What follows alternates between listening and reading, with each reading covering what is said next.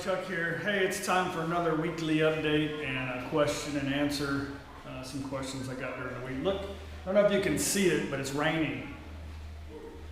Well, it just stopped. Anyway, it rained pretty good. It was probably the most that I've seen it rain here in this town since we got here. So my mother-in-law said if we don't get any rain, we're not going to have any mangoes this year. So it's been really hot, and then all of a sudden it got cold, and then it started raining, which is cool.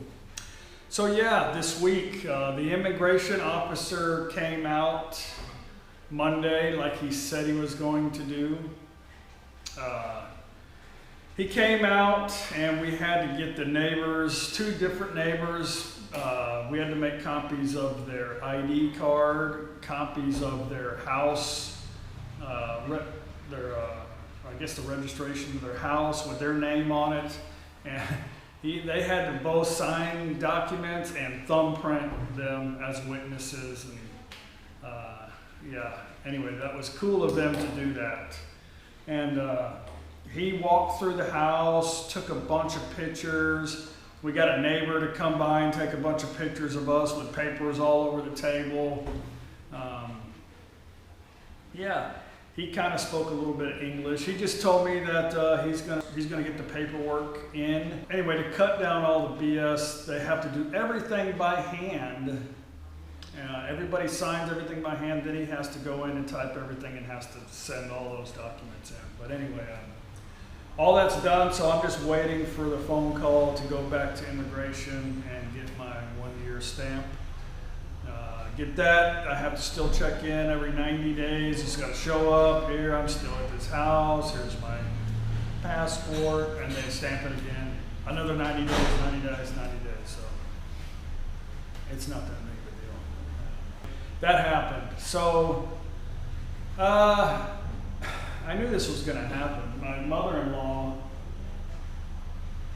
now that I made that long trip to QnA, got her friends together the other day and said, let's go eat lunch. So yeah, it's like driving Miss Daisies. So I knew that was going to happen. I'm sure I got a lot more of that in the future, but it's okay. It gets me out of the house. And yeah, we went for a little ride. So I'll show you the little segment of that. And so it begins. Her mom's like, hey, we're going to go eat some lunch today with all her friends. And you're driving. So it's it'll be like Chuck's Taxi, except it's going to be called Sawa Sanut taxi service. Sawa means old, like an old person, senior. Like a senior. We're going to take the seniors to lunch. I don't know where, but I know. She said, let's go. And I think we're picking up a bunch of people. And we're off. Falang Chuck Sawa Sanuk Taxi. Sawa Sanuk mากไปทั้งวัน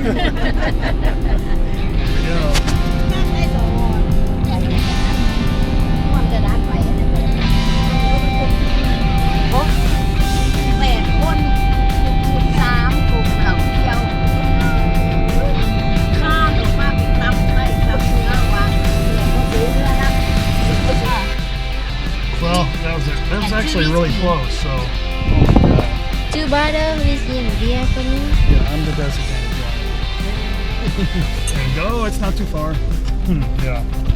So yeah, it's the shrimp place that we went to on one other video that I showed you. So,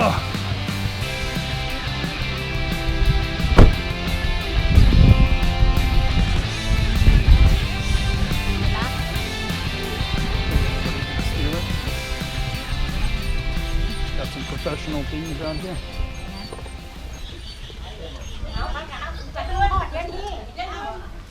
Sawadee krab. Hello. Hello. Sawadee krab. Yeah.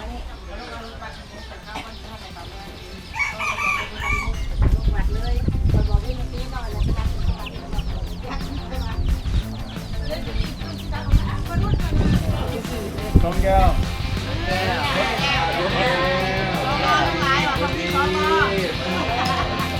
เกิดอยากจะกินมันเกิดอยากจะกิน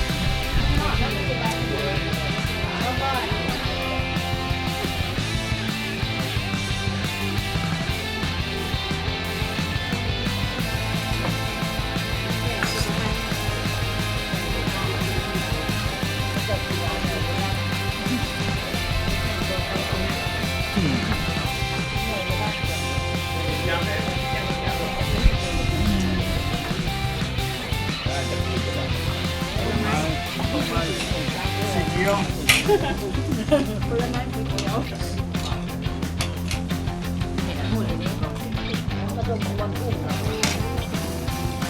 So I snuck away and found a comfortable chair so that they can sit there and finish drinking their second pint.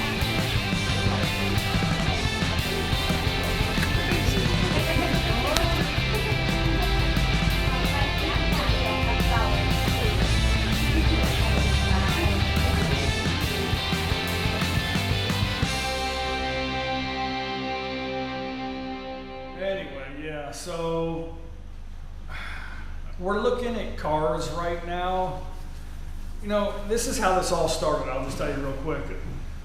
We're driving somewhere, and her dad looks at this truck. It's called a Fortuna.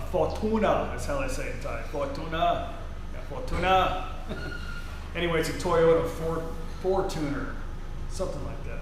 It's a cool little truck.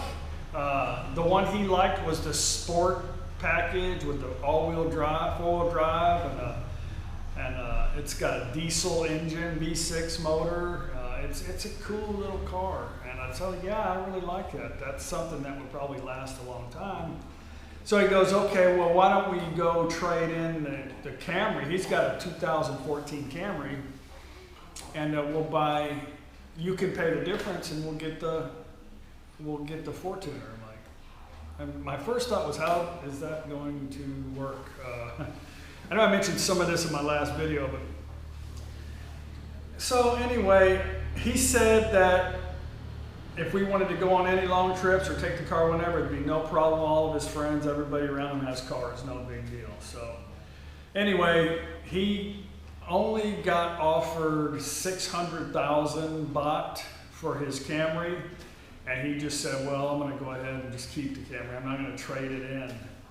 And because I was thinking, that car brand new, and we were doing research, and he was pulling it up on the internet, and the fully loaded Sportino package with everything was like 1,700,000 and some change, plus a 49,000 baht accessory package, which included the front and rear bumper, which I don't understand how they're going to sell a car without the plastic bumpers, but you know, and then some other little accessories that we were going to get, like the little side marker mirror so you don't hit the curb. Anyway, all this together would have been close to 2 million baht. So he was thinking he could get over 1 million baht for his car on a trade-in, and I was thinking, well, I really don't want to spend more than 7. Anyway, 1 million baht in U.S. currency is about $29,000. So he didn't get what he wanted for the car, and I was like, oh, I'm in no big hurry anyway, whatever. We don't really need anything right now. So he's like burning up the phone, calling these people, trying to find a truck for me, because he thinks, normally when I want something, I want it like right now, bam, bam, bam, but I don't think he understood that's not how I wanted to roll on a truck. So anyway, he's burning up the phone, trying to find a truck right now. He's got a couple friends that they're like brokers. Anyway, so who knows what's going to play out on that deal. I guess I just assume drive the Camry around. If he says you don't mind being without the car, might as well just use the Camry. So, word of the day. Since you asked me about the word of the day, you'd like to have one word a week in Thai. Here it is. So it's really a sentence, kind of. It's better to learn Thai. I found this out. So trying to learn like one word at a time, because of the tone difference, they don't know what the hell you're saying, but if you can put it in a sentence, if you can memorize the sentence, they can gather what you're saying to the same. It works a lot easier. Like, oh, okay. But if you just say one word, you might be calling them butt hair or something. Who knows? So the word of the day was Wani Yang Yung Mai. Wani Yang Yung Mai. So what that means is Wani is today. Yang is like a worker type person. Yung is in a high tone because Yung means mosquito. Yung, which I'm probably saying it wrong, is busy. And Mai is question. So the word means basically reversed into English language is, are you busy today? As a worker. So the other part of that would be Wani kai di mai. Wani kai di mai. Wani kai di mai. So it basically means the same thing. Wani is today. Kai is like selling stuff. Di mai is a question, like, are you having a good day selling stuff? Are you selling a lot of stuff today? Is what that means. So, Wani yang yung mai, wani kai di mai. So here it is from, my wife and mother-in-law. But today is word of the day coming from two Thai people. First word is Wani yang yung mai, something like that. Let's hear it from her. วันนี้งานยุ่งไหม I didn't sound like that at all, did I? One more time, Memo. อะไร Wani yang yung mai. วันนี้งานยุ่งไหม She's napping. Non. Memo kamlang nanyu is laying down. So my second word, part of that word is wani kai di mai. And วันนี้ขายดีไหม วันนี้ขายดีไหมคะ That's how you say it laying down. So, okay, kapkun ka. So let's get to some questions. I don't have many here. Let me put my eyeballs in. I gotta look at my list. Martha Fletcher asked, at the festival, is there a traditional souvenir that people purchase? There are a few things that people, when they come here to the temple or the festival, they always kind of get the same thing, but mainly a shirt. At the temple, they sell a shirt of a picture of the temple on it. It says Tapano on there. So a shirt. Picture, they like to take, Thai people love to take pictures. So they either buy a picture in a frame or take a picture in front of the temple. That kind of stuff. Man Pao. Man Pao. Man Pao is it's actually a fruit. It actually looks like a potato. I had one here that I had for a long time, and I was going to cut it open and kind of do a taste test. But you can't leave anything in this house longer than a couple of days, even though they've got shit stacked up that looks like it's been here for years. But anything that is like food or perishable, they throw it away, or she throws it away. But before that, she said the longer you let the thing sit, the sweeter it is. So it's like, I'll just do it later. So anyway, I went to get it off the shelf to cut it open to show you, and it's gone. She threw it away. It looks like what I'm going to show you here. I sell it everywhere here in Thap Phnom. It's just it grows pretty much in this area out here in Isan. So everybody who comes here purchases a bundle of these of Man Pao. But it looks like a potato, and the inside of it has a texture like an apple, but it's not really sweet. And maybe it's a texture like a potato, but it's sweeter than a potato, but not overbearingly sweet. So it's not too bad. To me, it's plain, but they love that stuff here. So anyway, that's what they buy. Roxanne Panero, how are property taxes there? And another part of her question was, how can I say that Thais are picky eaters when they eat ant eggs? Okay. Well, first off, taxes. There is a property tax. It's 5% one-time fee when you get the deed to your home. So when you get the deed, you have to pay a 5% fee tax one time on that. That being said, there is a small tax every year that you have to pay. If you own if you're running a business out of your house, then that tax is a little bit higher, depending on what you're selling. So if you're not selling anything in your house, an average house like this is about 450 baht, which is like nothing a year. What that pays for, I have no idea. But yeah, the cars, when you purchase, they have kind of like a luxury tax here. Cars are expensive here. Like a car, when you get the title, when you pay for the car, it's a 7% fee on the car on taxes. And every year when you register your vehicle, it's similar to the US, where depending on the type of vehicle, you pay that much money every year for the registration, which is not that much money anyway.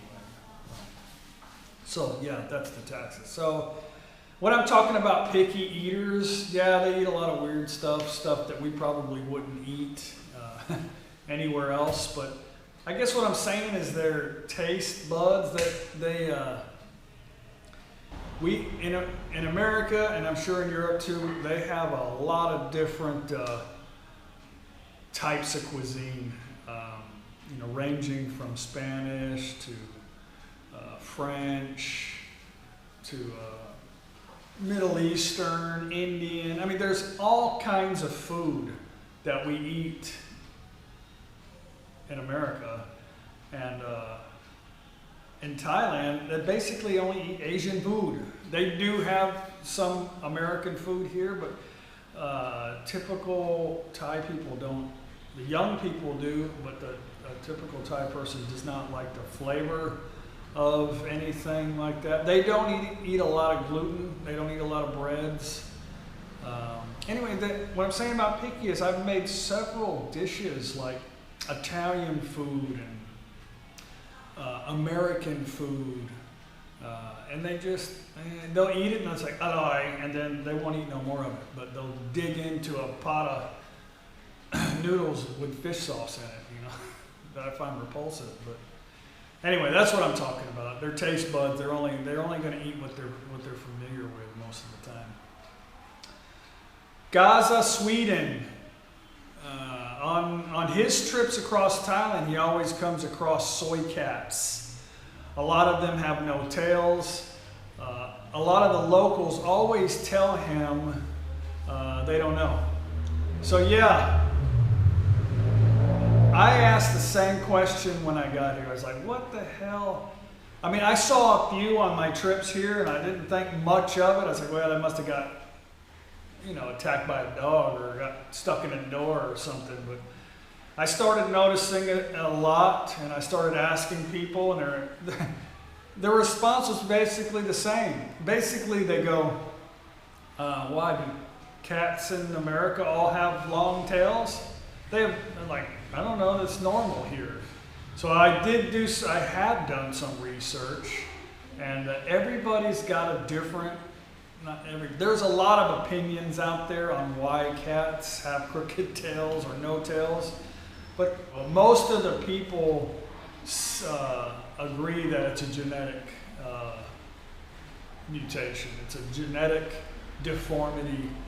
I guess you could say, like, in Thailand, the strong survive. So they don't treat their animals like they do in most countries where they coddle them, and if it's sick, it goes to the vet, and they do that here, but for the most part they don't. So when I say the strong survive, so the strong genes will dominate a species. So if you got a cat that has no tail and it this particular cat is able to breed and breed and breed and breed, then then that gene becomes very dominant in that species in this area. So some cats have bent tails, some cats have crooked tails, and some cats have long tail. But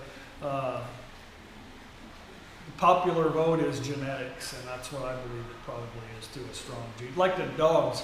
If you look at the dogs, a lot of the dogs are like a Norwegian Ridgeback. That's a dog that has like a hunting dog. They have these a ridge on their back of their fur that kind of stands out. And a lot of those dogs here, they're all basically the same size, and they all have that dominant ridge on their back. It's just, those ones are the ones that are able to adapt to Thailand, and they're ones that survive. Yeah, there's poodles, Shih Tzus, there's all kind of, I've seen Huskies, I've seen Rottweilers, but those aren't the dogs running around in the streets. Those are people's pets. Anyway, I hear you, Gaza. I don't know. I think it's genes. Ricky Morgan, why does every Asian person do a peace sign when you video them? Well, yeah, they do, Ricky, but the thing is about in Asia, this doesn't mean peace. It means like I'm here or I'm ready. Nixon used to go like this. It didn't mean peace. It meant V for victory. But in Asia, it means basically I'm here. This is where I'm at. Or they just got to do something with their hand, or they're covering up their fat face. I don't know. But I asked around, and yeah, why do they jump? You ever see them like take a picture of a group of Asian people and they want to jump up in the air, and they try to get one picture with everybody jumping in the air? Yeah. Why do they do that? So anyway, Asian people are very photogenic. They love pictures. They love to travel. They're very social people. They want everybody to know where they're at, and I think that's cool. I think that's great. Patty Stern Jacob asked, I like to take drives out in the country. What are the rural areas like? Do they have nice homes? Are there lots of rice farmers, villages? Well, it depends on where you're at. Thailand's not that big. The roads suck, so you don't want to really go down too many rural roads. For one, you won't get very far fast, and you want to try to stay on the main roads, which aren't always that great either. And if you're in the cities, it's traffic. So, there is areas where there's mountains and it's beautiful. I don't have a lot of footage on that. We will be headed down south pretty soon. I'll show you a lot of those mountains. But yeah, the rice fields are coming in right now.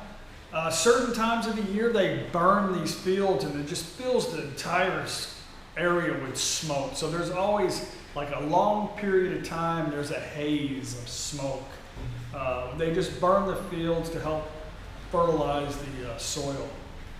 So you can't see too far, especially during the season where most of the tourists end up coming, like in the wintertime. They're burning the fields. But right now they're starting the rice fields, and it's beautifully green fields, and you'll see on a lot of the main roads you're going to have a lot of your shops, businesses.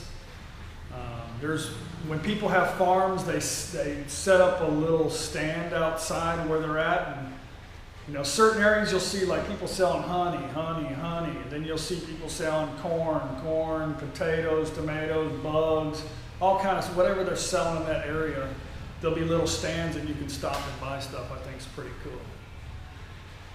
But I traveled all around the United States in a motorhome, and it's nothing like that.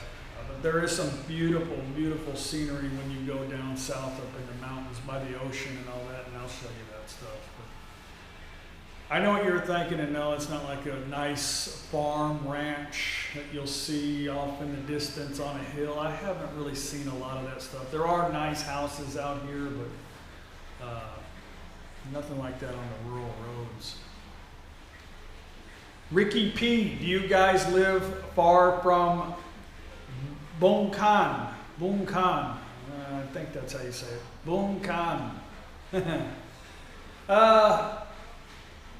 I just saw this question, that's why I wrote it down. I probably just typed in the answer. But yeah, we don't live too far from there. It's north of here. You just take the 212 all the way down to Mekong, and you come to Nakhon Phanom, and then past that is Top Phanom. But it's roughly about 3 hours or so. The roads aren't very good, so you can't rely on Google, because the roads are usually just 2 lane. I think once you get past Nakhon Phanom, the roads start to suck in between there. So it's about 193 kilometers. Yeah. So yeah, that's about it. I got some stuff coming up this week. I need to get my stamp. I'm starting to get a little antsy. I drive around this town all day on my bicycle, exercising. I'm ready for a little change of atmosphere. So I figure we're probably going to get a vehicle and make a lot of little trips. Probably won't go very long, you know, maybe 2-3 weeks, and then come back. We could drive to the airport and fly to Phuket or Krabi, you know, whatever. But I'm ready to start going. So I need to get my visa stuff. The only thing the guy told me was don't leave the country. So I mean, we could leave, but as soon as Paige got the phone call, we're gonna have to go as soon as possible to get my stamp. So I'm ready to go. I'm ready to do some different footage, show y'all more Thailand. I'm sure you probably are too. Anyway, I know I got a lot of new subscribers that are already here in Thailand. I appreciate that. I know y'all guys know a whole lot more about Thailand than I do, and I appreciate all the input, and I appreciate the fact that you know that I just got here, so I'm not an expert, but I have been here several times and have a lot of Thai friends. And most of the stuff I talk about are coming from Thai people that I ask questions. So thanks for watching. Thanks for all the input. Thanks for all the suggestions and the knowledge and answering some questions for me to some other comments. I look forward to hearing more from y'all, and got a lot more videos coming. And if you like it and you haven't subscribed, subscribe or hit like, and I'll see you on the next video. Bye.